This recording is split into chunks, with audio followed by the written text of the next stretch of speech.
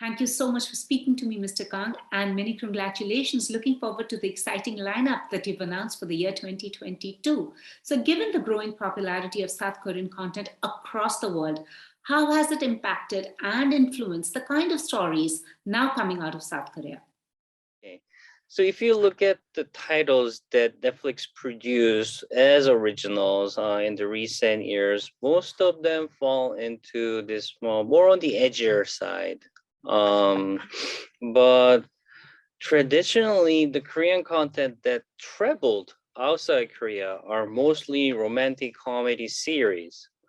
So you see this very interesting parody of what was already happening and what Netflix is doing. And honestly, my hope and well, it's not my hope. We actually have a very concrete plan of expanding the types of content that we produce, not only in genre. So we have several productions in line that are in the romantic comedy side. What we're trying to figure it out is that we want to get the right formula that's suitable for an SVOD service, not on a linear channel, and that there has to be some uniqueness that's differentiating from what we've previously seen on linear TV channels. I'm talking about romantic comedies. So so we are trying to explore different genres, and we are trying to, again, what's really exciting for me this year is that we had pretty great success with this unscripted show called Singles Inferno, launched at the end of last year. We knew it was going to be popular in Korea, but we were very, very pleasantly surprised that it was traveling outside Korea also very well.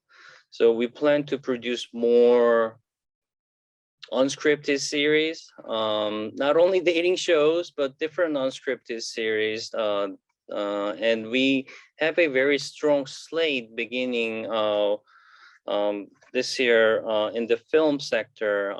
As you know, Korea has a very strong film creative community. There are a lot of directors who are regionally known and some globally known. So we are very excited to be introducing our film slates also in very different genres. So our focus is to introduce variety of Korean creativity, not only focus on certain genre or what we've been doing.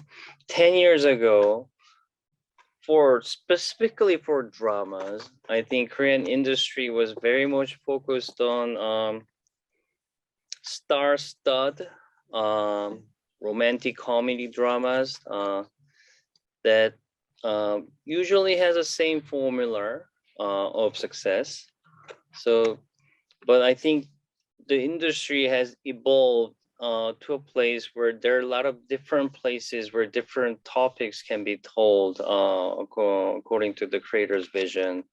So I think that is the main point, But my take on the Korean drama throughout this decades of experience is that they always deal with that emotion that's very universal. It could be love, it could be morality, it could be friendship, it could be, hard times that we go through. But it's told through a very Korea-specific topics or events with a very Korea-specific unique sensibility. So I think, in that sense, not much has changed, but the types of topics that we deal with, that middle part, I think has evolved quite a bit. Shows like Squid Game, DP, Hellbound, My Name, which are dark, edgy, and gritty, have been hugely popular. Do you see a trend which is moving away from, say, the romantic dramas and family entertainers that South Korean content was so synonymous with? Do you see that there a particular genre is more popular in comparison to the other? If you are closely following Korean content industry, a lot of these darker, edgier side stories usually come from the film world. But film, by the format, it's limited to maybe 2-hour storytelling. But there are different types of stories that couldn't have been told before within this 2-hour format. Okay, so now and Netflix enters the market, and we provide a platform that's not guided by the rules of advertisers. That's not also guided by the limited programming time there that traditional medias inherently had. So we just provide a great platform for these untold stories to be told. So I think that's what you're seeing. Before we entered the market, there were a lot of stories that creators wanted to create but just couldn't find homes. I think Squid Game is a great example. Director Huang, I think it's pretty famous story that when he first wrote the story, he couldn't get it commissioned in other services. After when we entered the market, we partnered with Director Huang, and I think we just became a great place to tell what Director Huang has always wanted to tell.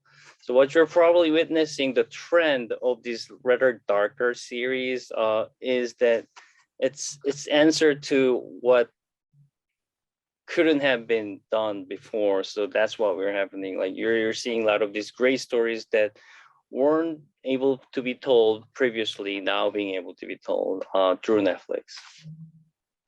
As you know, Korean content is hugely popular in India. We recently saw Indian actor Anupam Tripathi making an appearance in Squid Game.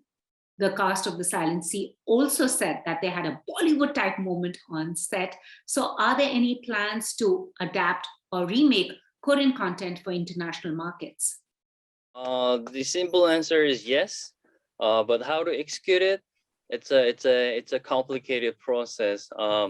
And again, especially for countries like India, where the local content is so strong, sometimes it's a better strategy to do a remake of a maybe Korean story into an Indian story, and make it more relevant to the local audiences. So there are a few projects that we are actively discussing with Netflix India team, but we have to plan it really well, because we also we discuss about things like, okay, shall we do a remake or shall we do a spin-off world building type stuff? So there are a lot of exciting discussions going on, and that's not only between Korea and India, but that's happening between the US and Korea and everywhere where Netflix is producing its original shows. Thank you so much.